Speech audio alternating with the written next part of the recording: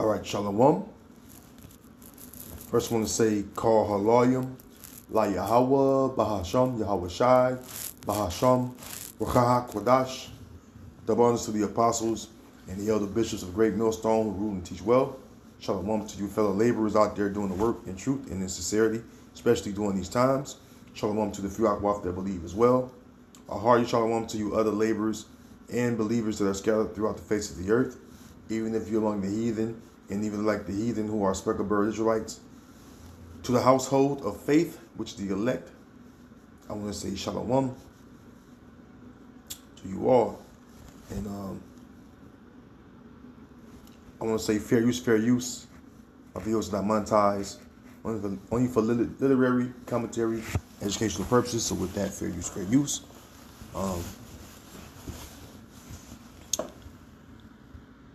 In this video, which I'm going to play, it's a news clip I came across and it's just published,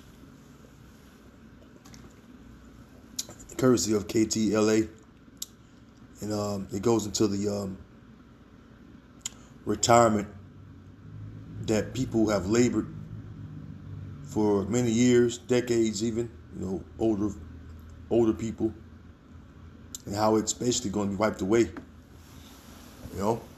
which the scriptures speak about defrauding the man for his labor. All right, you have a man that labored. All right, he's earned those wages, and he should be paid. But the unrighteous ruler that Esau Edom is, which he's the wicked. All right, he'll keep those wages back from you. Even his own people. So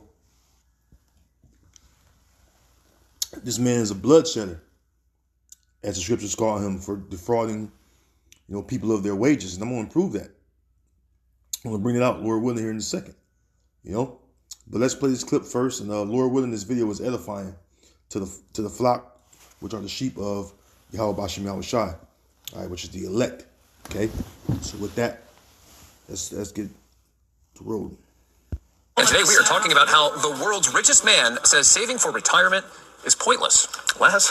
Yeah, and when you're worth an estimated $700 billion, maybe your retirement is looking pretty secure, but for the rest of us, it's a little bit dodgy. Nevertheless, Elon Musk is advising just that. He's telling people, don't worry about your retirement. There's no need to be saving money. Now, what we're talking about here is Musk saying in a recent podcast that AI and robots will usher in a world without want or need. What he said was, quote, don't worry about squirreling money away for retirement in 10 or 20 years. It won't matter. And keep in mind, I think it was Klaus Schwab said that you will own nothing and be happy. And they were talking about basically how rationing money to people by way of the MOTB, because that's what's on deck, man. The chip is on deck. All right, the MOTB, the RFID technology by way of the chip or the neural link, which goes into the brain, that's on deck. All right, where they'll totally control, your goods and assets. Okay, whatever you have, give you a monthly stipend. All right, and basically, it'll all be on that RFID device. Excuse me. So keep that in mind. That's been on the table for some time now. All right, for some years. Okay, but it was publicly declared. At the wealth, the wealth organization, the World Economic Forum, where the MOTB was on deck. That's why you see all the countries talking about digital payments, digital ID system, digital checking system, digital working system, right? Even digital medical system, okay? Because even you go to the doctor's office right now, you can access everything online via digital, okay? So everything is going digital, okay? So let's play a little more. relatively near future, he said, quote, you can have whatever you want. Musk is, of course, heavily invested in both AI and robots, so he's not exactly a neutral observer here. In any case, pie in the sky prognostications notwithstanding, this is terrible advice. Whatever the benefits of AI and robots, nobody other than Musk is predicting a near future of abundance for all. In fact, most economists say that a retirement crisis is coming, with possibly half of all Americans having no retirement savings whatsoever. So contrary to Musk's advice, all retirement planners agree that what you should be doing is saving as aggressively as you can for your sunset years. And the earlier you start with that, the better. In fact, you'll probably need plenty of cash on hand to afford the robot that Musk wants to sell you. So as you can see, well over half of American people, meaning the citizens of America, are already wiped out. You don't have a retirement to look forward to, basically, man. So all them years you work, man, they push the retirement age back, They want you to basically croak before you fucking even can get that retirement money. Which it's around 70 years old? And that's even scripture, right? Let me get that real quick before I read that in Leviticus. I think that's Psalms 90, if I'm mistaken. Let's see here, let's get it real quick, because the scriptures tell you about the average, man's life. This is Psalms 90 and 10. The days of our years are 60 years and 10. Now, a score is 20 years. Okay? Plus 10 is 70. All right? So 3 days of our years, sorry, not 3 days, but the days of our years are 60 years, 60 years, and 10, which is 70 total. And if by reason of strength they be 80, which is 80 years old, which the average person don't live to 80 years old. Okay, you look up the average lifespan in America. Let's Google it.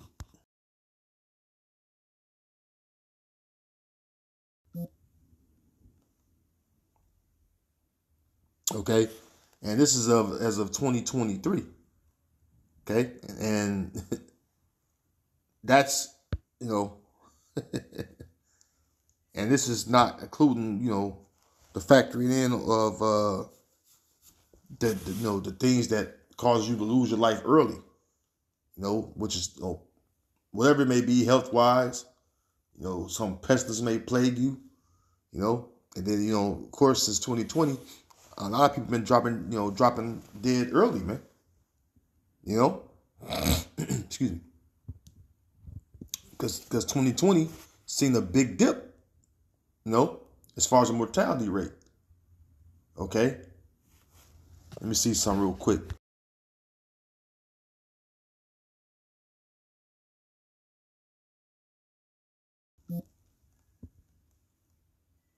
Okay. Let's see here. Sorry, let me see.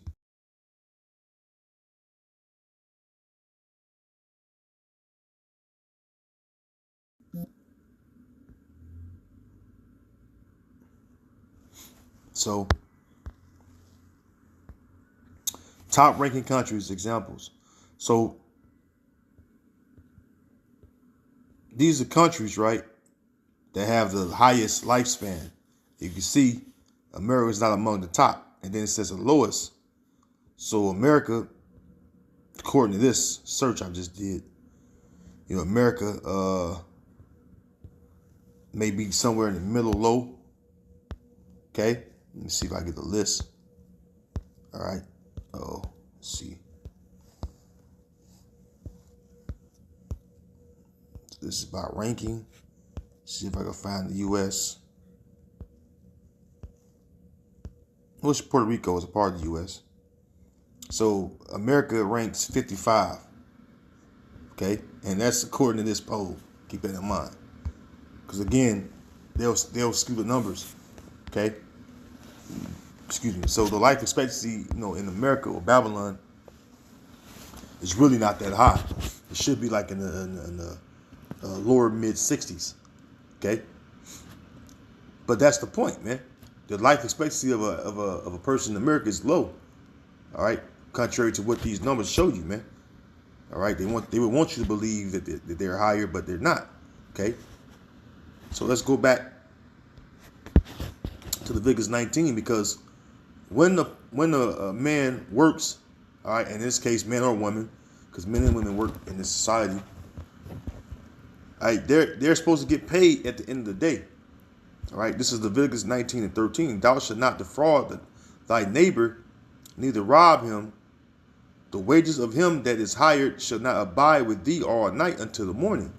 Right, so you're not supposed to withhold a man's wages.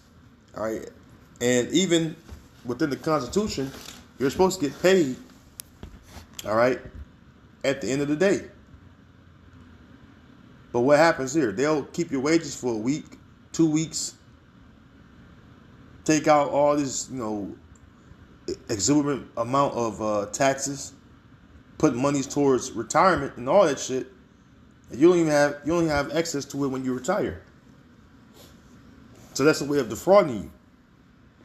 Both ways, not giving you the wages, at the end of the day, and also the taxes and things they take out of your check. You can't even get access to the benefits of it when you retire in your old age. See? Because when you're in your old age, you retire, according to this society, you're supposed to have some retirement funding. So all the money you put in from working all them years is supposed to, be accessible to you.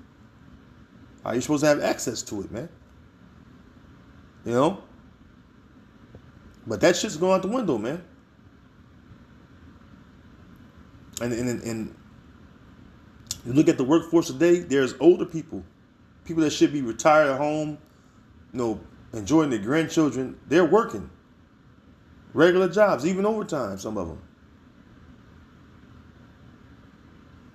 Because their insurance is going up. They can't afford insurance if they retire. So they have to work, even to pay their own bills. If they get retirement, the money they get for retirement can't sustain their bills. So you have old folks working and struggling to pay their bills as well. Because why? The check amount they got isn't enough. They depleted all their savings they did have. And that's what it means in the book of Haggai, which I'm going to get here real quick, where people have literally labored, and they don't even feel like it. They didn't labor, man. They don't feel like it, man. It's like they worked for basically nothing. Excuse me. And we're used to it, as Israelites, so-called Negro, Latino, Native American people. We're used to it. All right, this is part of us being in captivity to this very day and being subject to wages. Haggai 1:6, ye have sown much and bring in little. Ye eat, but ye have not enough. Ye drink, but ye are not filled with drink. Ye clothe you, but there is none warm.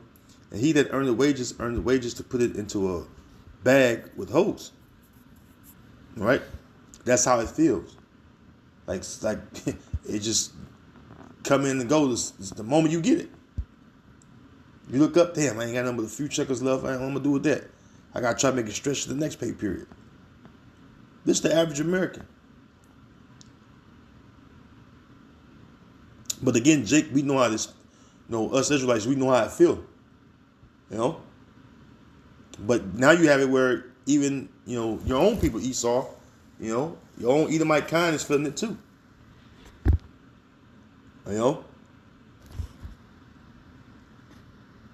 While, they send money to Ukraine. All right, they send money to Israel annually, billions of dollars in aid, while the average person in America can't even fucking afford to, live a decent basic life. But show you that this man is an unrighteous ruler. Okay? This is the book of Sirach, also known as Ecclesiasticus, chapter 34, beginning at verse 21. It says, the bread of the needy is their life. He that defrauded him thereof is a man of blood. Right. And ultimately, us Israelites are the needy. All right, we're the ones that's, on the bottom.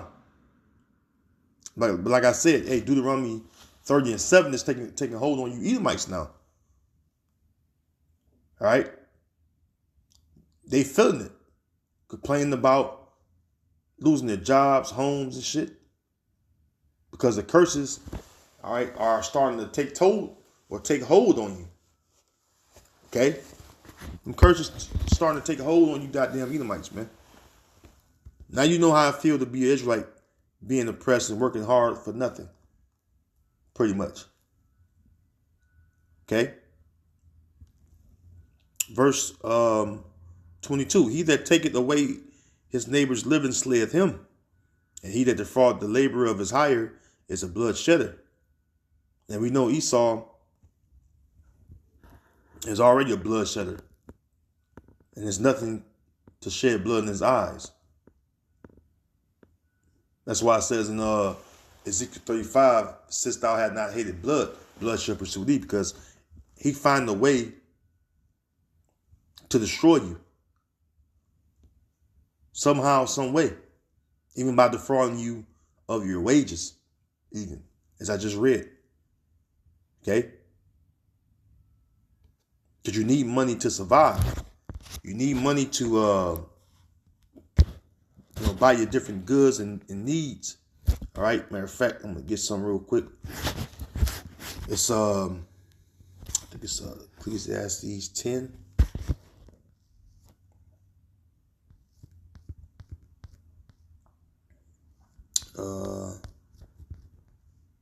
You see, it speaks about money is a defense. Okay, Ecclesiastes 7:12. It says, for wisdom is a defense and money is a defense, right? Because you need money. You gotta buy your gas for your vehicle. Yeah, you gotta get back and forth to work, right? You gotta buy your food, clothing. You gotta pay your mortgage or rent. Your utilities. You gotta take care of your family if you have one. So you need money. Okay? You need money. Money is not a wicked thing. Okay? Needing money is not a wicked thing. The scriptures say that for the love of money, all right, is the root of all evil. So there's nothing wrong with having money. Just when you have a love for it, that's where the evil and wickedness come in at. Because it said what? While men coveted after.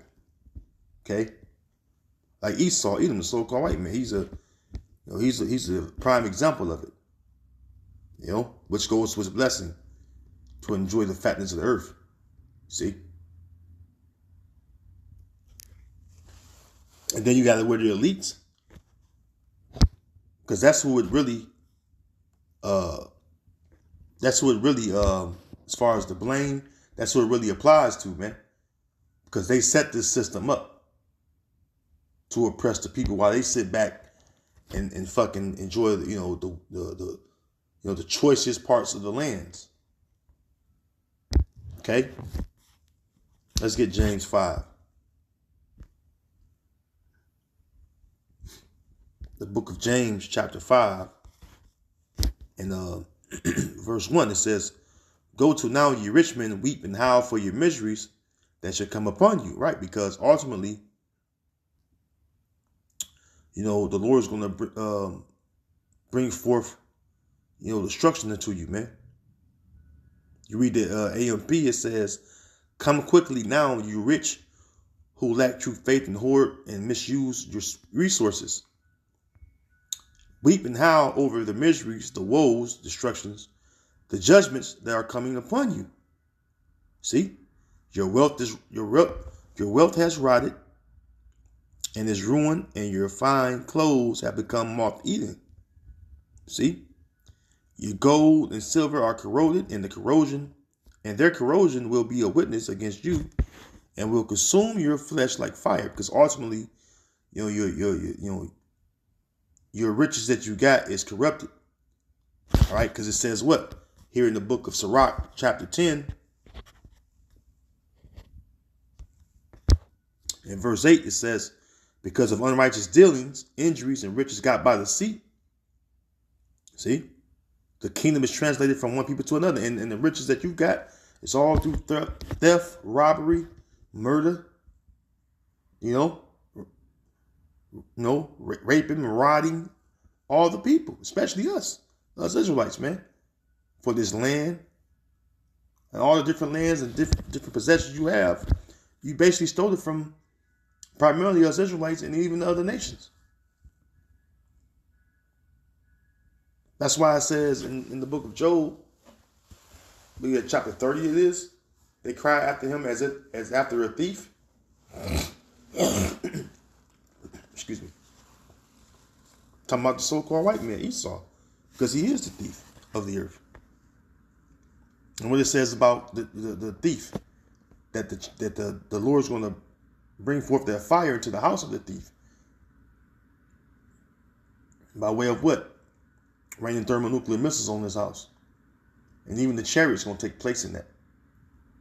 Zechariah 5. Back in James 5, verse 3, the AMP. And it reads, your gold and silver are corroded or corrupted, and their corrosion will be a witness against you, and will consume your flesh like fire. You have stored up your treasure in the last days, when it will do you no good, right? Because ultimately, you're going to cough those riches back up again. Let's get that real quick. The book of Job 20 and 15, it says, he has swallowed down riches, and he shall vomit them up again. The Most High shall cast them out of his belly. See? And you read the AMP, it says he swallows his ill-gotten riches. Yeah, he hoarding them. Keeping them in safe quarters. Why? Hoping that after the destruction, you're going to continue to reign and control the world by way of deception, especially through control of the money system. But when your kingdom go down, you go into slavery, Esau. That's your future. It says back in James 5 and 4 on the AMP still, look, the wages that you have fraudulently withheld from the laborers who have mowed your fields are crying out against you for vengeance. Yeah, and that's us Israelites, man, ultimately. And the cries of the harvesters have come to the ears of the Lord of Sabaoth, which is what? The Lord of heaven's armies, which is the Most High, Yahweh. Okay? And the Son Yahweh Shai is going to bring forth that judgment, man. Because we're the ones that's ultimately crying. We're the ones ultimately, crying to the Heavenly Father. Okay? About the unrighteous dealings that's going on, man. Verse 5, on earth you have lived luxuriously and abandoned yourselves to soft living and led a life of wanton pleasure, self-indulgence, self-gratification. You have fattened your hearts in the day of slaughter, right? Because all these wars that's going on across the earth, guess who's starting them? Guess who's funding both sides? It's the elites. I was just watching the video about how even those Rothschilds, man, going into the early 1900s, man, how they set up these different wars, World War I, World War II, how they funded both sides. No matter who won, they profited or benefited after the war was over, because they hoarded the wealth to themselves. And it was the actual Edomite that did the historical breakdown on it, as far as the history on it, which was accurate.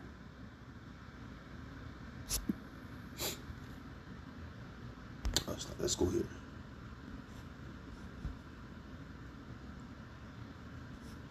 You know? Let's go here to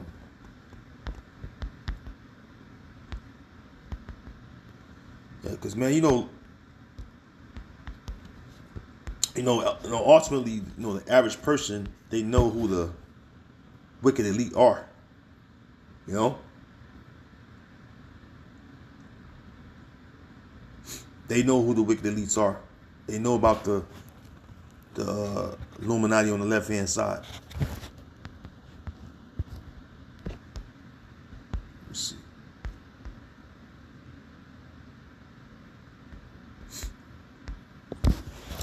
They know about the banking families. You know? Like right now, what they're doing, they're funding this regime war over in Venezuela. Why? Because they want the oil, they want the lithium. They over in Nigeria because Nigeria got precious earth, metals and minerals and different resources. They over in Somalia. They destroying fucking Palestine, the Gaza Strip. You know? They're talking about going to Mexico.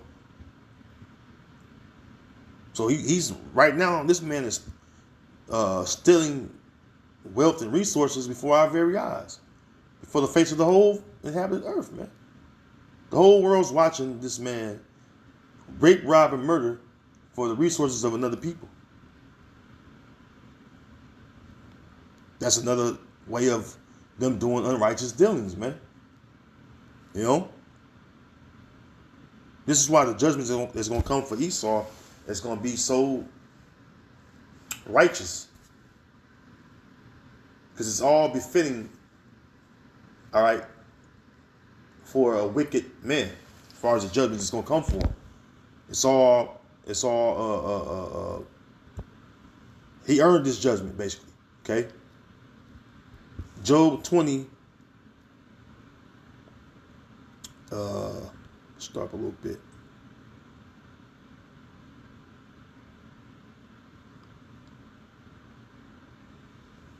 Job 20, you know what? Let's just go up a little bit.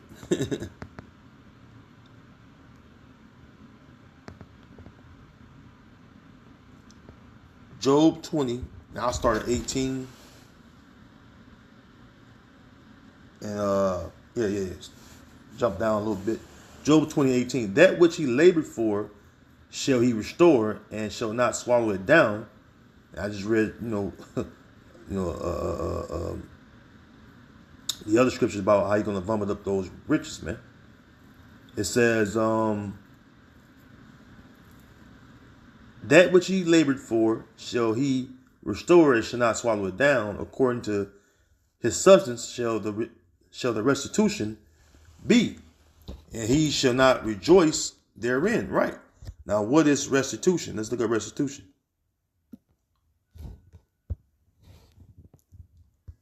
Restitution, it says the restoration of something lost or stolen to its proper owner. See? Even it says number 2, recompense for injury or loss. Yeah, who's the proper owner of the riches that you have anyway?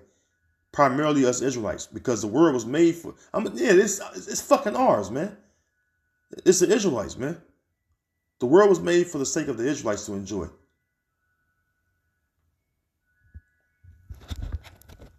You know, so it's ours to begin with. So the Lord's going to cause that which is, it ain't lost, but you can say lost, right? But really it was stolen. That which was stolen to be restored to its proper owners, which is who? Jacob, Israel. So-called Negroes, Latino, and Native American people. See? Verse 19. Because he hath oppressed and hath forsaken the poor. Who's the poor? Us Israelites. Because he hath violently taken away an house which he builded not. How do you get America? Yeah, explain that. How you get America? This is why you're trying to take away the history books and erase the history of America. We didn't give you fucking America. North, central, or south of these lands on the Western Hemisphere. We didn't give you these lands. You stolen them from us by rape, robbery, and murder.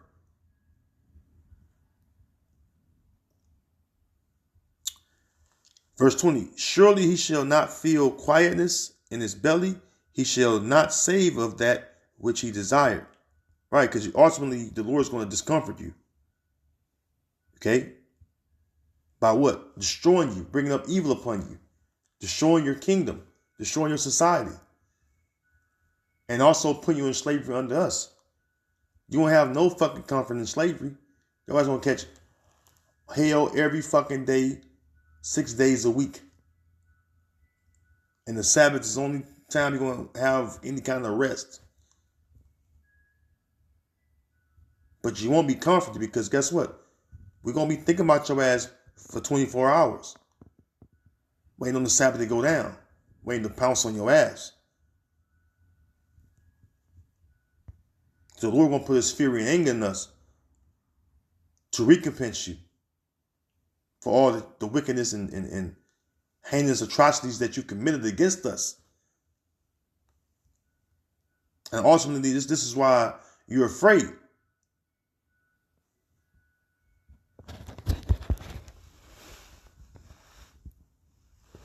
Verse 21, it says, there shall none of his meat be left, therefore shall no man look for his goods. Okay? Verse 22, in the fullness of his sufficiency, he shall be in straits. Right? Because you got all the riches right now that you've hoarded, right? And you got it, you got those riches in abundance,